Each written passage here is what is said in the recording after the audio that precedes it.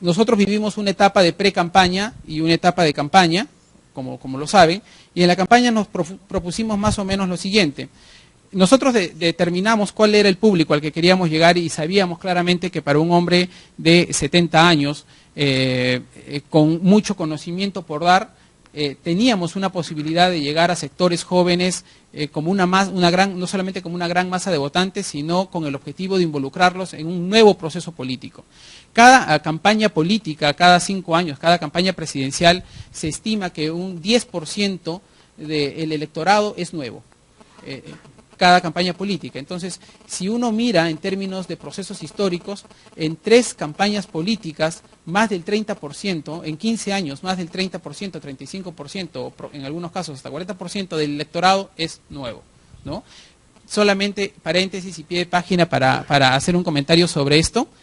El 2016, cuando los jóvenes voten, cuando la gente vaya a las urnas el 2016, muchos, o digamos, 30% o 20% de ese electorado que va a ir el 2016 a votar, tenía 3 años cuando Fujimori dejó el gobierno en el Perú, ¿no? Entonces, el factor Fujimori, que en los últimos 2 procesos ha sido tan presente y tan latente, va a tener que ser reevaluado en ese y descontextualizado en ese nuevo proceso. Solo para ponerlo como ejemplo.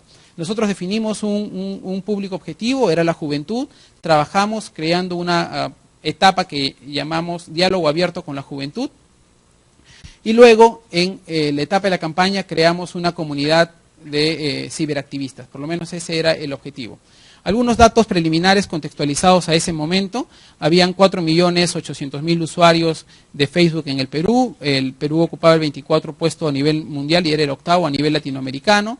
Las mujeres y jóvenes eran más o menos la misma proporción, prácticamente 50-50, y entre 18 y 24 años era el 37% de usuarios de este espacio.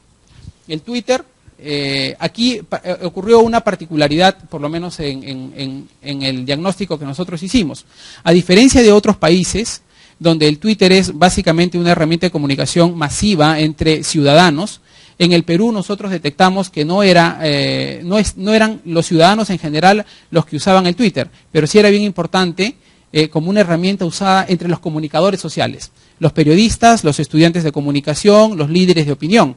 Entonces, había que definir qué tipo de información ponemos para el Twitter y eso nos servía para definir qué tipo de información utilizábamos en el Twitter y qué tipo de información poníamos en el Facebook. Por ejemplo, si es que queríamos comentar algo sobre la vida personal de nuestro candidato, era mejor ponerlo en el Face acompañado de una foto, pero cuando queríamos que un periodista respondiera o enganchara con una noticia determinada, era mejor poner un Twitter y poner un link, un enlace hacia donde lo queríamos llevar. Nuestra red se estructuró en las redes más conocidas en el Perú, el Face para todo tipo de comunicaciones,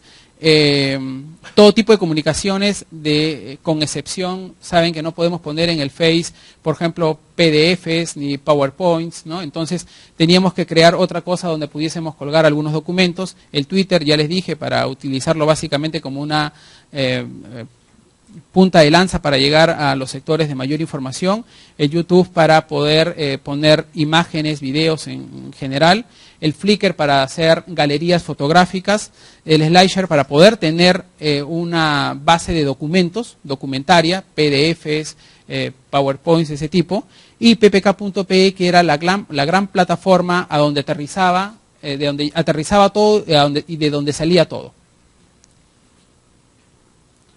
Una cosa sobre ppk.pe. ppk.pe también vivió varias etapas, ahora vamos a tratar de explicarlo, y siempre ha sido una página con mucha dinámica.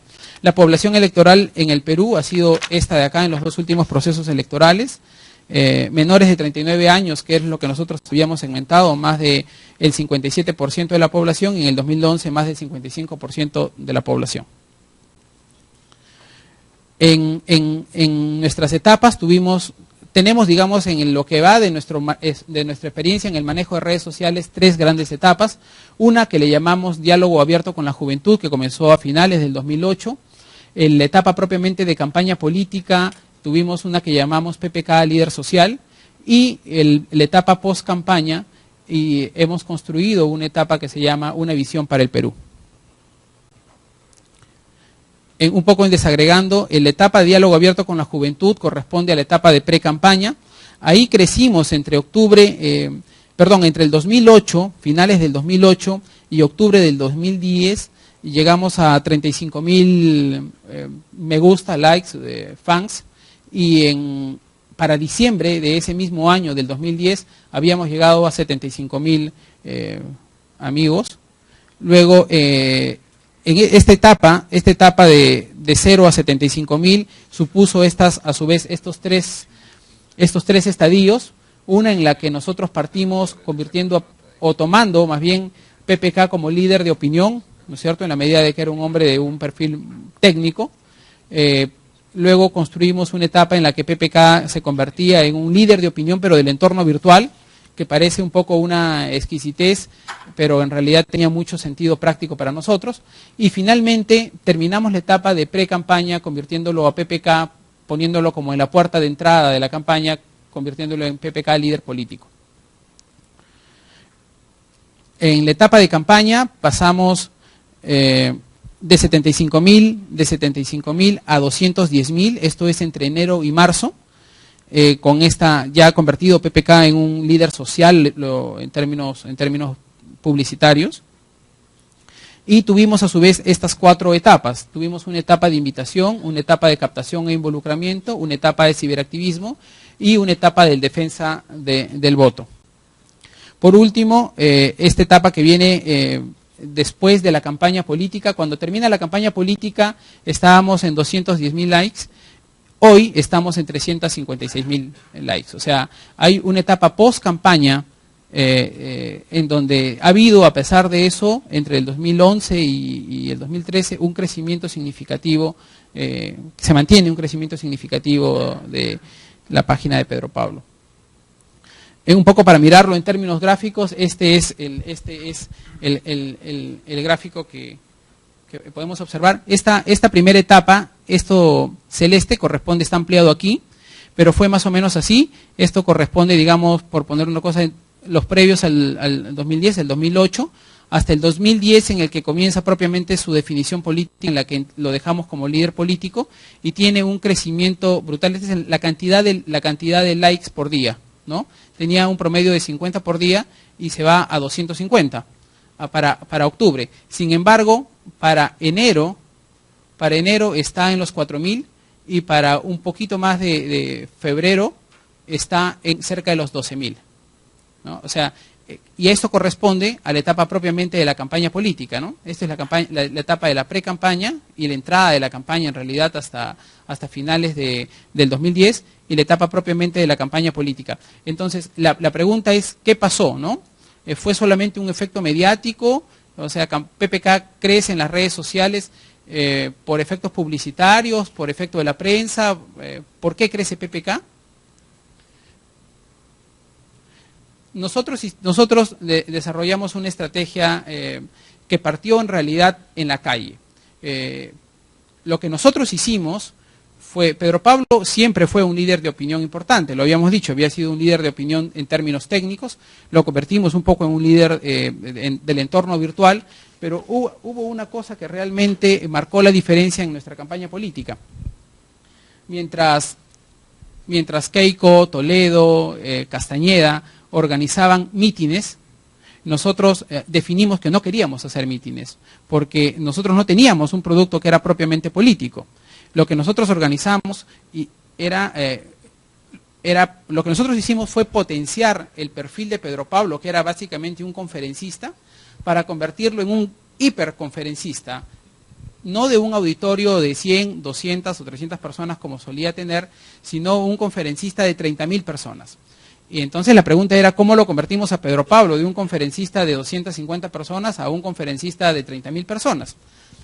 Entonces nosotros decidimos que no íbamos a regalar ni arroz, ni azúcar, ni fideos para que la gente viniera, pero íbamos a regalar otra cosa, íbamos a regalar un mensaje.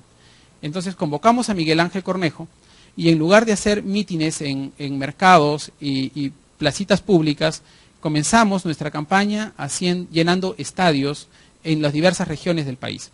Entonces comenzamos Comenzamos en Trujillo, fuimos a Chimbote, Piura, en fin, Lima, y fue unas conferencias sobre motivación que trabajamos con Miguel Ángel Cornejo, y lo que un poco nuestra estrategia fue ir del campo hacia el entorno virtual, y lo que hacíamos era que la gente que iba al evento entregara un correo electrónico al cual nosotros podíamos hacerle llegar una invitación del entorno virtual de Pedro Pablo, que era su Facebook, su Twitter y su página, y entonces eso nos comenzaba a generar bolsones importantes de adherentes del entorno virtual. Y entonces, si uno mira cuándo se produjeron estos eventos y lo pone en el mapa del crecimiento de las redes sociales, coinciden perfectamente, o sea, hay una correlación directa entre el desarrollo de estos eventos y el crecimiento de las redes sociales en el caso de nuestra campaña.